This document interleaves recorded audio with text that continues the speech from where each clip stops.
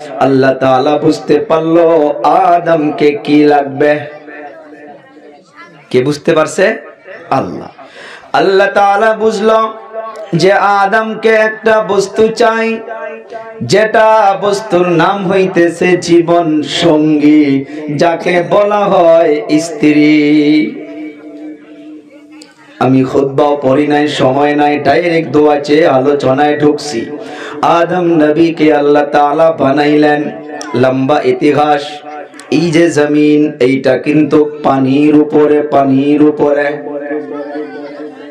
এই পানির মাধ্যমে আল্লাহ তাআলা ঢৌ তরঙ্গ শুরু করে দিয়া অল্প মাটি বানাইছিলেন সর্বপ্রথম। ওই মাটিটা হইতেছে সারা পৃথিবীর মিডল পয়েন্ট, যে জায়গার মাধ্যমে আল্লাহ তাআলার সর্বপ্রথম ঘর কাবাতুল্লাহ যে জায়গার মাধ্যমে রয়েছে, ওই জায়গাটা হইতেছে সারা পৃথিবীর মিডল পয়েন্ট।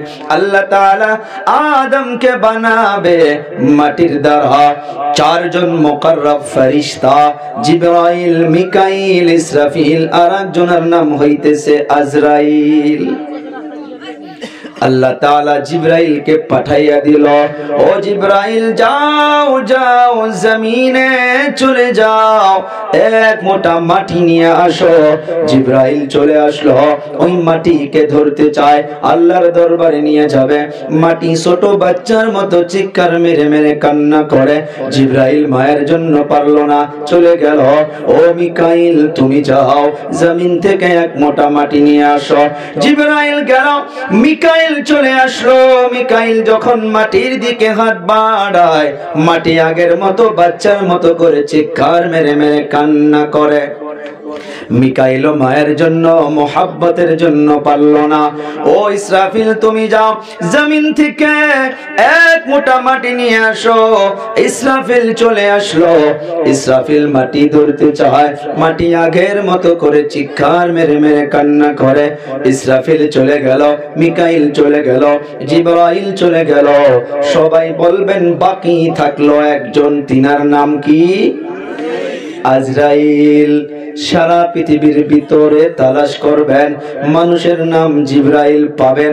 মিকাইলও রাখে, ইসরাফিলও রাখে। 1 লক্ষ টাকাও যদি দেওয়া যায়, আপনার একটা ছেলের নাম আজরাইল রাখেন, কেউ রাখবে? অনেক ভয় লাগে তো নামটা না। ও আজরাইল তুমি চলে যাও, জমিন থেকে এক মোটা মাটি নিয়ে আসো। আজরাইল চলে আসলো, আগের মতো করিয়া জমিনের দিকে হাত বাড়াইয়া দিল। আজরাইল যখনই হাত দিতে চায়, আগের মতো করিয়া জমিন কান্না করে। আজরাইল মানলো না, থাপ মেরে এক মোটা মাটি নিয়া আল্লাহর দরবারে চলে গেল। তাফসীরের মাধ্যমে পাওয়া গিয়েছে, এক মোটা মাটির ভিতরে পাক্কা 40 মণ থেকে বেশি মাটি ছিল। আল্লাহ তাআলার দরবারে নিয়ে গেল। আল্লাহ রাব্বুল আলামিন আজরাইলকে বলল, রে আজরাইল দাঁড়া দাঁড়া, বসে যা, আজ থেকে তোকে একটা চাকরি দিয়ে দেওয়া হবে, তুমি পারবা রে আজরাইল। বাবা সম্মুখে বসে বসে কান্না করবে, তুমি সন্তানের জীবনকে কবজ করতে পারবা। সন্তান বাবার নিকটে বসে থাকবে, সন্তান কান্না করে থাকবে, তুমি মায়ের জীবনকে কবজ করতে পারবা। কিয়ামতের সকাল পর্যন্ত যত জীবন কবজ করা লাগবে রে আজরাইল, আজ থেকে তোমাকে এই দায়িত্বটা দিয়ে দিলাম। কারণ নিকটে জিজ্ঞাসা করে আসে গো, আজরাইল জিজ্ঞাসা করবে, একজনের নিকটে এসেছিল, আমি আপনি গর্ব করে বলতে পারি তিনি হইতেছেন আমার আপনার নবী মুহাম্মাদুর রাসূলুল্লাহ। আল্লাহ তাআলা আদমকে বানাইলো, জান্নাতের মাধ্যমে একা একা রাখলো। আদম বসে বসে মাথা খোঁজায়, টেনশনে বসে আছে। আল্লাহ তাআলা বুঝতে পারলো আদমকে কি লাগবে। আদম আলাইহিস সালাতু ওয়াস সালামের এই বাম দিকের একটা বেকা হাড়ের দ্বারা, একটা বেকা হাড্ডির দ্বারা আল্লাহ তাআলা হাওয়া আলাইহিস সালামকে বানাইলেন। পৃথিবীর সর্বপ্রথম বাবা হইলেন আদম, সর্বপ্রথম মা হইলেন আম্মা জান হাওয়া আলাইহিস সালাম। বলি সবাই, সর্বপ্রথম বাবার নাম কি? আদম। সর্বপ্রথম মায়ের নাম হাওয়া আলাইহিস সালাম। আর একটা বলেন, পৃথিবীর জমিনে সর্বপ্রথম স্বামী হইলেন আদম, আর সর্বপ্রথম স্ত্রী হইলেন হাওয়া। এই যে ফ্যামিলি ম্যাটার শুরু হইয়া গেল, আমি আপনি খেয়াল করতে হবে। আমি আগেই বলেছি, নামাজের বয়ান, রোজার বয়ান, মা বাবার খেদমতের বয়ান অনেক শুনেছি। আদম আলাইহিস সালাতু ওয়াস সালামের নিকটে আল্লাহ তাআলা হাওয়া আলাইহিস সালামকে যখন বসায়া রাখলো অল্প দূরের মাধ্যমে, আদম নবী আম্মা জান হাওয়ার দিকে হাতটা আগ বাড়াইয়া দিছে।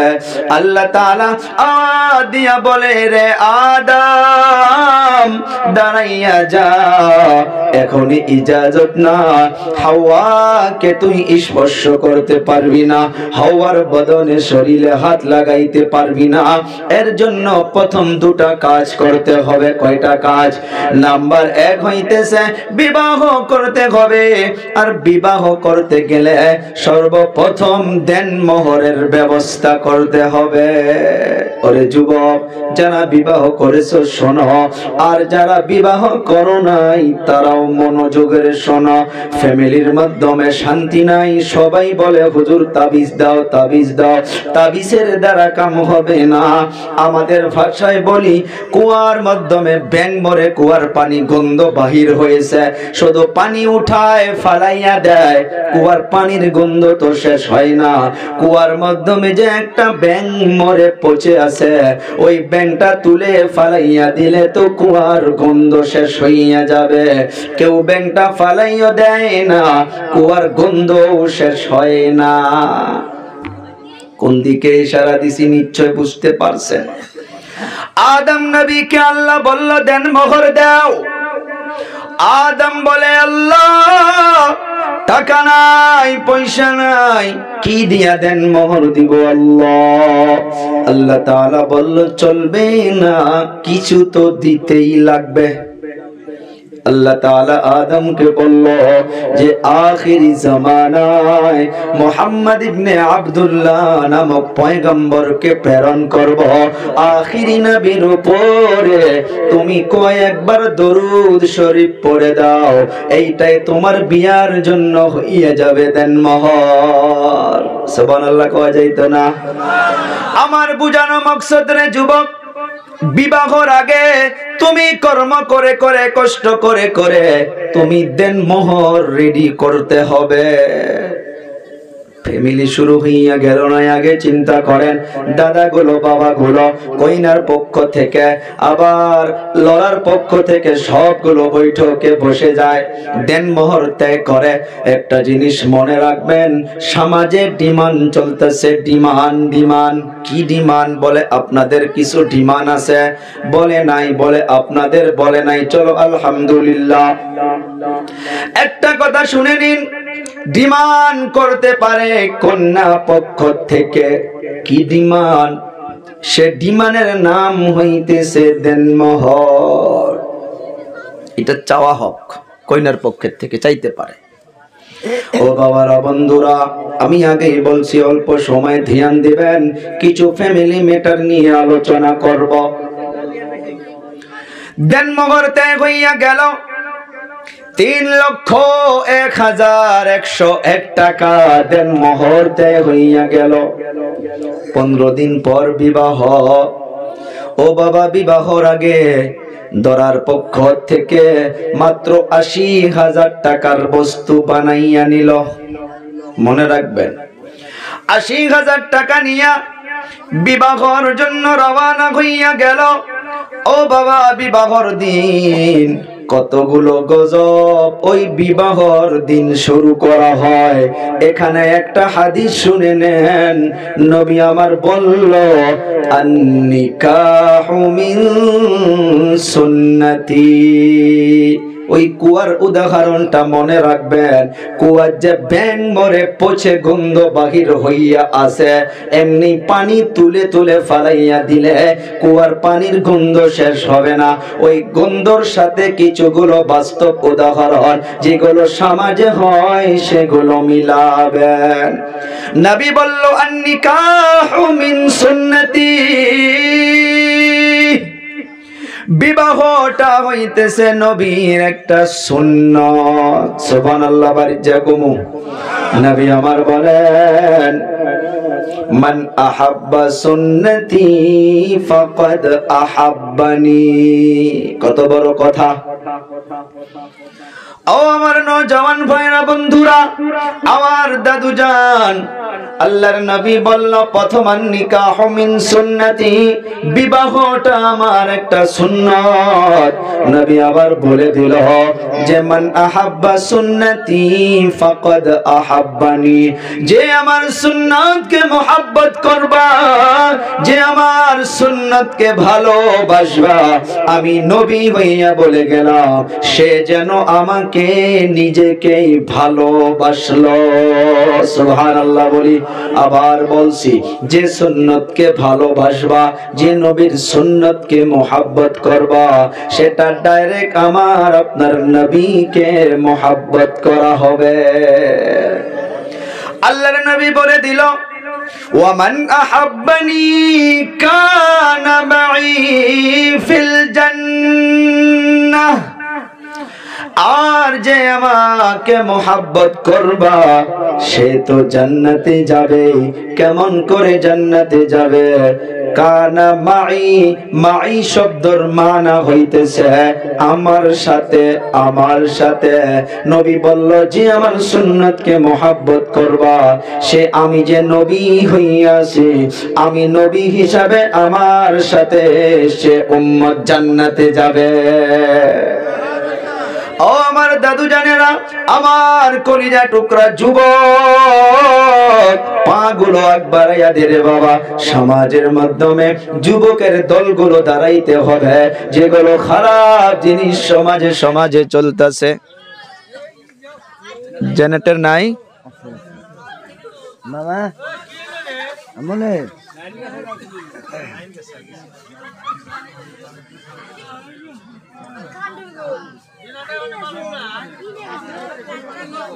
কাকবানি ঠিক একটু আই গেল।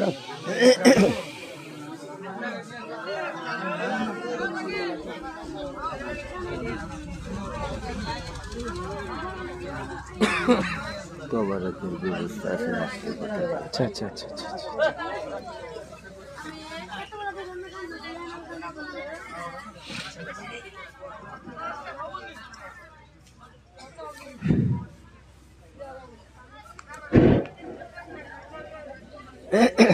আলহামদুলিল্লাহ বলি। নবী আমার বলল, ওয়ামান আহাব্বানি কানা মাই ফিল জান্নাহ। কিছু সময় বসবেন তো আরো নাকি? ইনশাল্লাহ 12টা বেজে গিয়েছে। কয়েকটা পয়েন্ট বলে সে লম্বা আলোচনা, এটা বহুত লম্বা বিষয়, কিছু আলোচনা। নবী আমার বলল, ওয়ামান আহাব্বানি কানা মাই ফিল জান্নাহ। যে আমার সুন্নতকে ভালোবাসবা, সে আমার নবীর সাথে জান্নাতে যাবা। তো কি বুঝলাম? বিবাহটা হইল একটা সুন্নত। সুন্নত হইল অনেক বড় একটা ইবাদত। ওই ইবাদতের মাধ্যমে কেউ যদি নামাজে যায়, নামাজটাও একটা ইবাদত। কেউ হজে যায়, হজটাও একটা ইবাদত। কেউ তাহাজ্জুদ পড়ে, ওইটাও একটা ইবাদত। ও বাবা বন্ধুরা, ওই ইবাদত গুলোর মাধ্যমে তো কেউ গানা বাজায় না, কেউ ডিজে বাজায় না, কেউ ডান্স করে না। নবীর এত বড় একটা দামি সুন্নত, এই ইবাদতের মাধ্যমে কেমন করে গজবের বড় বড় ডিজে গুলো বাজানো যায় হইতে পারে? কথা কয় না? হয় না নাই? বিবাহর মাধ্যমে গানা বাজানো হয় না নাই? ও বাবা, নবীর সুন্নাত যে জায়গায় ইবাদত বলে নবী বলল, ওই ইবাদতের মাধ্যমে তো কান্নাকাটি করা দরকার। ও যুবক, যে যুবকের বিবাহ হবে, এ বাবা তুমি তো ওই দিন আল্লাহর দরবারে কান্না করা দরকার যে আমার জীবন সঙ্গে আসতেছে, না জানি সে যেন কেমন হবে। তার জন্য বেশি বেশি করে আল্লাহর দরবারে কান্না করা দরকার। বিবাহর দিন আর একটা মুসিবত বাড়ির মাধ্যমে শুরু হইয়া যায়, যার নাম হইতেছে হলুদ খেলা। না এদিকে হয় না? হলদি দেওয়া দেবী হয় না? ভাবি গুলো দেওরে দিয়া দেয়, মামার বেটি গালে হাত লাগাইয়া দিয়া দেয়, ফুবুর বেটি গালে হাত লাগাইয়া দিয়া দেয়। না নাই? ও বাবা, ভালো করে মনে রাখবেন, গুনাহ ওই দিন যত গুনাহ করবেন, এই গুনার আসর গুলো, শাস্তি গুলো আল্লাহ তাআলা ওই স্বামী স্ত্রীর উপরে দিবে। কারণ তার বিবাহর জরিয়া করে কত মানুষ গুনাহ করতেছে। হ্যাঁ, সাহাবা কেরাম জাফরান লাগাইতো।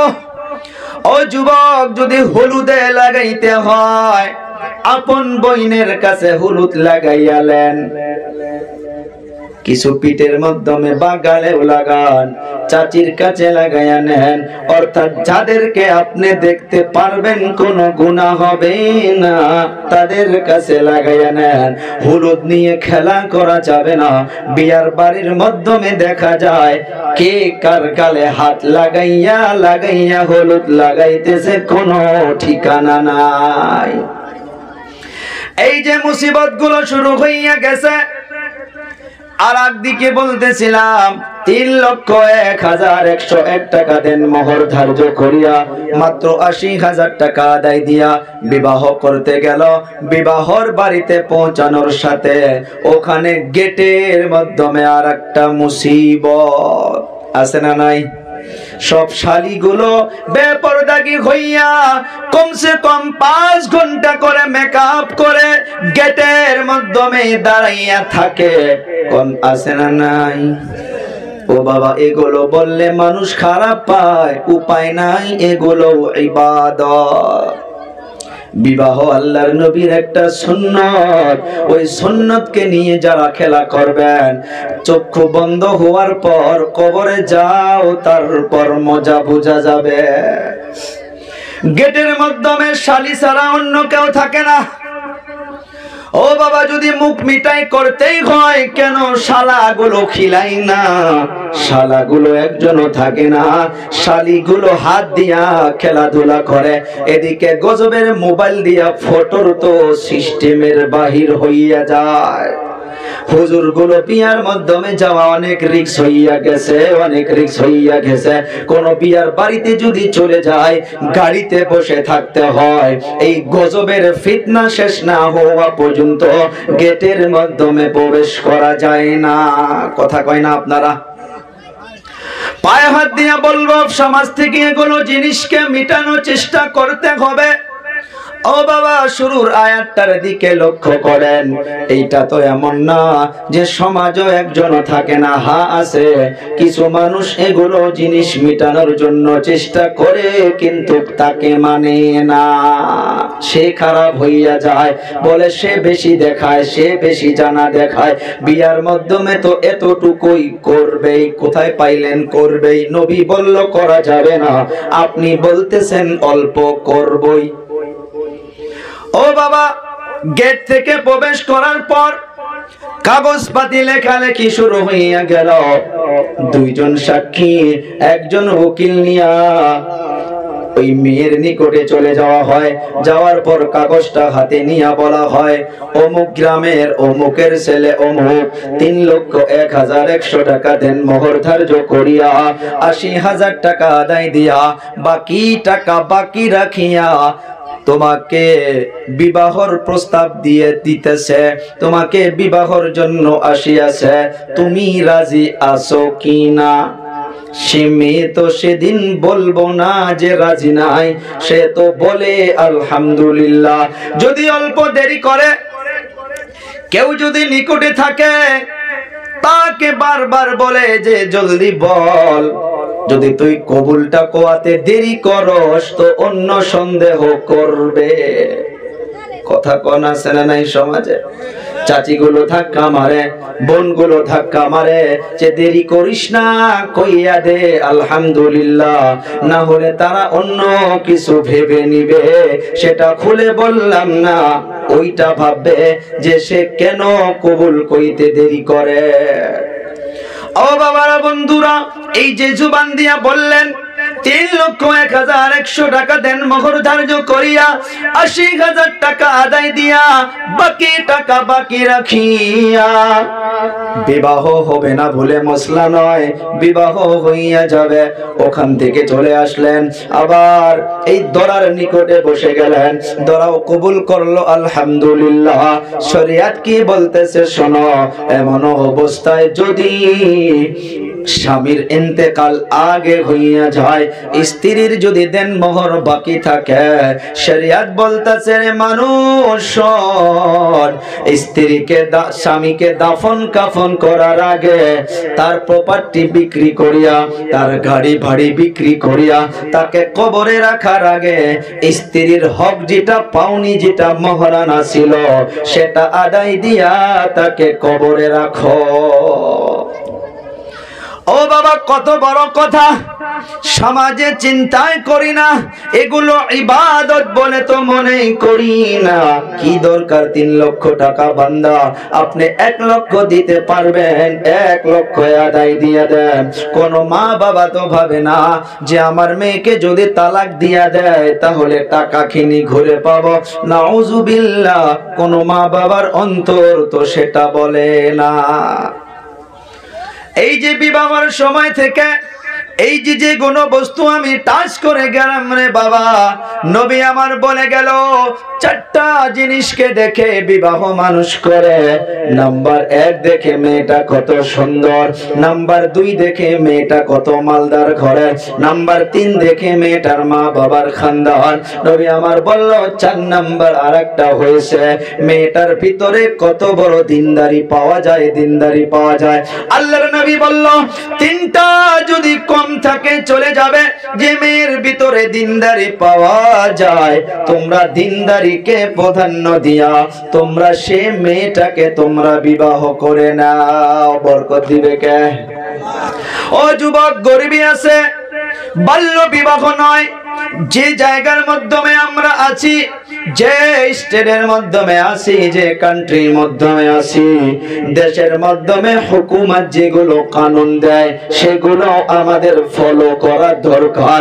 বলা হচ্ছে বয়স না হইলে বিবাহ বসবা না, দিবা না, তার উপরেও আমাকে আপনাকে ফলো করতে হবে। যে মেয়ের ভিতরে দিনদারি পাওয়া যাবে, ও বাবা, তাকে প্রাধান্য দিয়া বিয়ে করো।